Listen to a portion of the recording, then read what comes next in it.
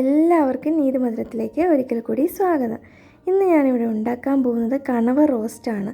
കണവയെന്ന് പറഞ്ഞാൽ വലിയ കണവ. ഇതാണ് വലിയ കണവയായിരുന്നു. ഒരു കണവയുടെ ഫുള്ളുണ്ട്. അപ്പം അത് ഞാൻ ചെറിയ കഷ്ണങ്ങളാക്കിയിട്ടാണ് ചെയ്തിരിക്കുന്നത്. ഇത് ഫ്രൈ ചെയ്യാനാണ് ഒന്നും കൂടെ ടേസ്റ്റ് കേട്ടോ. ഫ്രൈ ചെയ്താലാണ് ടേസ്റ്റ്. ഞാൻ പക്ഷേ റോസ്റ്റായിട്ടാണ് വെച്ചിരിക്കുന്നത്. ചെറിയ കണവയാണെങ്കിൽ റോസ്റ്റ് ചെയ്താലും കറി വെച്ചാലൊക്കെ ഒന്നും കൂടെ ടേസ്റ്റാണ്. പക്ഷേ വലിയ കണവ നമുക്ക് എപ്പോഴും ഫ്രൈ ചെയ്താലാണ് ടേസ്റ്റ്. പക്ഷേ ഞാനിവിടെ ചെയ്തിരിക്കുന്നത് വലിയ കണവ റോസ്റ്റാക്കി എടുത്തിരിക്കുകയാണ്. അപ്പോൾ അതെങ്ങനെ ഉണ്ടാക്കുന്നത് നമുക്ക് നോക്കാം. ഇതാണ് ഒരു കണവ ഫുള്ളുണ്ട്. ഇതുകൊണ്ട് വലിയ കഷ്ണങ്ങളാണ്. ഞാനപ്പോൾ അത് ചെറിയ ചെറിയ പീസാക്കി എടുത്തിട്ടുണ്ട്. കണ്ടോ, ഇതുപോലെ ആക്കിയിട്ടാണ് ചെയ്യുന്നത്. ഞാൻ കുക്കറിലാണ് വേവിച്ചെടുക്കുന്നത്. അപ്പോൾ പെട്ടെന്ന് വെന്ത് കിട്ടും. ഞാൻ കുക്കറിനകത്തോട്ട് ഇത് മുഴുവൻ ഇട്ട് കൊടുക്കുകയാണ്. ഇനി ഇതിനകത്തോട്ട് നമുക്ക് കുറച്ച് മസാലകളൊക്കെ ചേർത്ത് കൊടുക്കേണ്ടതുണ്ട്. ചെറിയ കുക്കർ എടുത്താൽ മതിയാവും. ഇതിപ്പം എൻ്റെ ചെറിയ കുക്കറിന് ഇത്തിരി പ്രോബ്ലം ഉള്ളതുകൊണ്ട് ഞാൻ വലിയ കുക്കറിനകത്താണ് എടുത്തിരിക്കുന്നത്. അപ്പോൾ അത് നിരത്തിയിട്ട് അതിനകത്തോട്ട് ഞാൻ കുറച്ച് മീറ്റ് മസാല ഇട്ട് കൊടുത്തൊരു 3/4 ടേബിൾ സ്പൂൺ എന്ന് പറഞ്ഞാൽ അത് മുഴുവൻ എടുത്തില്ല. അപ്പോൾ അതിനകത്തോട്ട് പിന്നെ ഇത്തിരി മഞ്ഞൾപ്പൊടി ഇട്ട് കൊടുത്തു. അപ്പോൾ ഇതൊക്കെ ഇട്ട് കൊടുത്ത് നന്നായിട്ട് മിക്സ് ചെയ്യണം നമ്മൾ. പിന്നെ ഇട്ട് കൊടുക്കുന്നത് മുളക് പൊടിയാണ്. ഒരിത്തിരി മുളക് പൊടി, ഒരു കളറൊക്കെ വരാനും ഒരിത്തിരി എരിവിനും വേണ്ടി മാത്രമാണ്. ഇനി വേണ്ടത് സവാള വേണം. ഞാൻ 1.5 സവാള എടുത്തിട്ടുണ്ട്. ഒരു സവാള മുഴുവനും, പിന്നെ ഒരു 1/2 സവാള എടുത്തിട്ടുണ്ട്. പിന്നെ വെളുത്തുള്ളി എടുത്തിട്ടുണ്ട്, ഇഞ്ചി എടുത്തിട്ടുണ്ട്. നമുക്ക് ചെയ്യേണ്ടത് എന്താണെന്ന് വെച്ചാൽ ഈ വെളുത്തുള്ളി ഈ ഇഞ്ചിയും കൂടെ നമുക്ക് നന്നായിട്ട് ചതച്ചെടുക്കണം. കണ്ടേ, ഇടിങ്ങല്ലേ വെച്ച് ഞാൻ ചതച്ചെടുത്തിരിക്കുന്നത്. എന്നിട്ട് എന്തെടുക്കണമെന്ന് ചോദിച്ചാൽ ഇതിനകത്തുനിന്ന് കുറച്ചെടുത്തിട്ട് ഇഞ്ചി വെളുത്തുള്ളിയുടെ കുറച്ച് മിക്സ് എടുത്ത് നമുക്ക് ഈ കുക്കറിനകത്തോട്ട് ഇട്ട് കൊടുക്കണം. നമ്മൾ ഈ മസാല ഇട്ടില്ലേ, ആ കൂട്ടത്തിലോട്ട് ഇട്ട് കൊടുത്തിട്ട് നന്നായിട്ട് മിക്സ് ചെയ്യുക. ഇതിന് ശേഷം നമുക്ക് ഇതിനകത്തൊരു ആവശ്യത്തിന് ഉപ്പ് ഇട്ട് കൊടുക്കണേ. ഇത് കുഞ്ഞ് സ്പൂണാണ്, അതാണ് ഞാൻ 2-3 സ്പൂൺ ഇട്ട് കൊടുക്കുന്നത്. ചെറിയ സ്പൂണാണ്. ഇതിന് ശേഷം നമ്മൾ ഇതിനകത്തോട്ട് വെള്ളം ഒഴിച്ച് കൊടുക്കണം. ഒരു 1/4 കപ്പോളം വെള്ളം മതിയാവും. ജസ്റ്റ് ആ കുക്കറിൻ്റെ അടിയിൽ ഈ മീൻ പിടിക്കാതിരിക്കാനായിട്ടാണ്. ഇതിന് നന്നായിട്ട് മിക്സ് ചെയ്യുക. നന്നായിട്ട് മിക്സ് ചെയ്തതിന് ശേഷം നമുക്ക് കുക്കർ അടച്ച് വെച്ചിട്ട് ഒരു 4-5 വിസിലോളം അടിക്കാവേ. 4-5 വിസിൽ ഒരു മീഡിയം ഫ്ലെയിമിൽ വെച്ചാൽ മതിയാവും. ഹൈ ഫ്ലെയിമിൽ വേണ്ട, മീഡിയം ഫ്ലെയിമിൽ വെച്ചിട്ട് വേവിച്ചെടുത്താൽ മതിയാവും. ഞാൻ ഇതിനകത്ത് ഇത്തിരി കറിവേപ്പിലയും കൂടി ഇട്ട് കൊടുത്ത്, പിന്നെ ഇത് എനിക്ക് ഈ മീൻ ക്ലീനാക്കി കിട്ടുമായിരുന്നു. നമ്മുടെ ഫിഷ് മാർക്കറ്റിൽ നിന്ന് നന്നായിട്ട് ക്ലീനാക്കി അവർ തന്നിരുന്നു. പിന്നെ സവാള നമുക്ക് ചെറുതായിട്ട് അരിഞ്ഞെടുക്കണം. പിന്നെ ഇഞ്ചി വെളുത്തുള്ളി പേസ്റ്റ്, തക്കാളി, ഒരു കുഞ്ഞ് തക്കാളി മതിയാവും. വലിയ തക്കാളിയാണ്, അതിൻ്റെ ഒരു 1/2 ഭാഗത്തോളം മതിയാവും. ഇതിനകത്തോട്ട് ഞാൻ ഇച്ചിരി കറിവേപ്പില ഇട്ട് കൊടുക്കുകയാണ്. കാരണം തക്കാളി ഇടുന്ന സമയത്ത് കറിവേപ്പില നമ്മൾ ഇട്ട് കൊടുക്കുക. പിന്നെ വേണ്ടത് കടുക് വേണം. പിന്നെ പെരിഞ്ജീരകം വേണം. പെരിഞ്ജീരകം ആവശ്യമുണ്ടെങ്കിൽ ചേർത്താൽ മതി. പിന്നെ മീറ്റ് മസാല അത് നമ്മൾ കുറച്ച് ഇട്ട് കൊടുത്തല്ലോ. പിന്നെ മുളക് പൊടി നമ്മൾ ഇട്ട് കൊടുത്താണ്. പിന്നെ കുരുമുളക് പൊടി വേണം. കുരുമുളക് പൊടി മെയിനാണ്, അത് നമുക്ക് വേണം. പിന്നെ മഞ്ഞൾപ്പൊടി വേണം.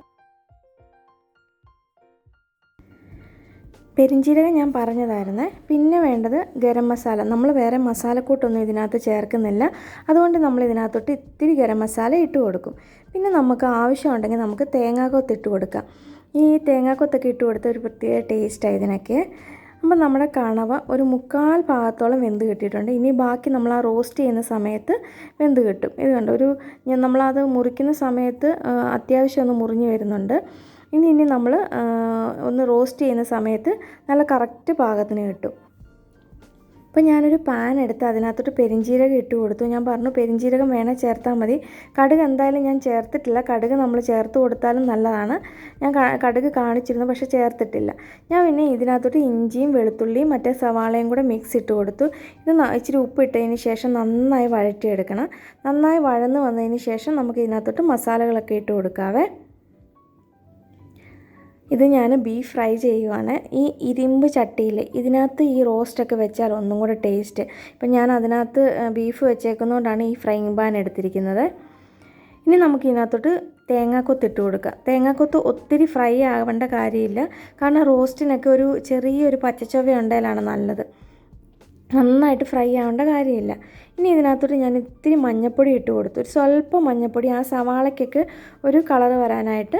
പിന്നെ ഞാൻ അതിനകത്തോട്ട് മീറ്റ് മസാല ഒരു ഇത്തിരി ഇട്ട് കൊടുക്കുകയാണ്. ഞാൻ പറഞ്ഞല്ലോ, ഈ സവാളയ്ക്കകത്തോട്ടൊക്കെ ഒരു ചെറിയൊരു മസാലയുടെ ഇതും ഒരു കളറും ഒക്കെ വരാനായിട്ടാണ് ഇട്ട് കൊടുക്കുന്നത്. പിന്നെ ഇനി ഇതിനകത്തോട്ട് നമുക്കിനി കുരുമുളക് പൊടി ഇട്ട് കൊടുക്കേണ്ട ആവശ്യമുണ്ട്.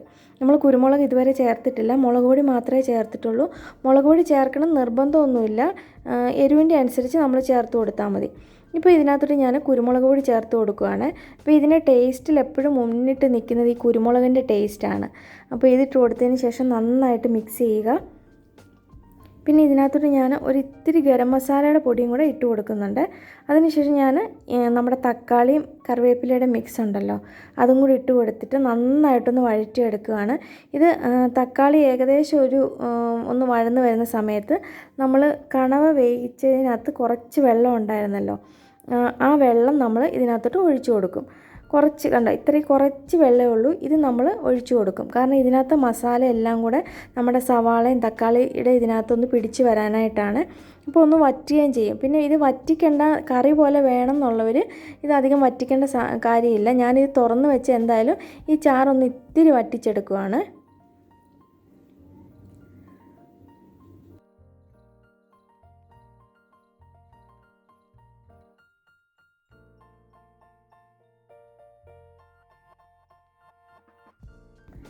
ഇതിപ്പോൾ അത്യാവശ്യം ഒന്ന് വഴന്ന് വന്നിട്ടുണ്ട്. ഞാനപ്പോൾ ആ മിക്സ് അതിനകത്തോട്ട് ഇട്ട് കൊടുത്തു, നമ്മുടെ കണവയുടെ ഇത് മിക്സ് അതിനകത്തോട്ട് ഇട്ട് കൊടുത്തു.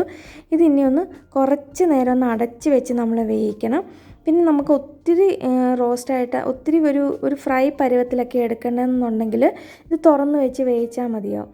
ഞാൻ എന്തായാലും ഇത് അടച്ച് വെച്ചിട്ട് ഒന്ന് കണവ ഇത്തിരിയും കൂടെ വേവാനുണ്ടായിരുന്നല്ലോ, അതുകൊണ്ട് അടച്ച് വെച്ച് കുറച്ച് നേരം ഒന്ന് വേവിച്ചെടുക്കുകയാണ്. ഇതിപ്പോൾ കണ്ടോ, നല്ല കറക്റ്റ് പാകത്തിന് കിട്ടിയിട്ടുണ്ട്. അധികം വെള്ളവും ഇല്ല, എന്നാൽ അധികം ഫ്രൈയും ആയിട്ടില്ല. അപ്പോൾ നിങ്ങളിതെല്ലാവരും ഒന്ന് ട്രൈ ചെയ്ത് നോക്കണം കേട്ടോ, എല്ലാവർക്കും ഇഷ്ടമാവും. പിന്നെ ഞാൻ ആദ്യമേ പറഞ്ഞു, വലിയ കണവ നമ്മളെപ്പോഴും ഫ്രൈ ചെയ്യുന്നതിനാണ് ടേസ്റ്റ്. കുഞ്ഞി കണവയാണേലാണ് റോസ്റ്റ് ചെയ്താൽ ഒന്നും കൂടെ ടേസ്റ്റ്.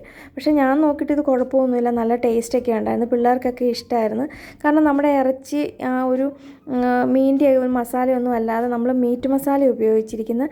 അപ്പോൾ ആ ഇറച്ചിയുടെ ടേസ്റ്റൊക്കെ ഇത് വരും. പിന്നെ ഈ കഷ്ണത്തിന് ഒരു പ്രത്യേക ടേസ്റ്റുമാണ്, കാരണം നല്ല വലിയ കഷ്ണമൊക്കെ ആയതുകൊണ്ട് ഒരു പ്രത്യേക ടേസ്റ്റും ഉണ്ട്. മസാലയ്ക്കൊക്കെ ആണെങ്കിലും നല്ല ടേസ്റ്റാണ്. എല്ലാവരും ഒന്ന് ട്രൈ ചെയ്ത് നോക്കുക.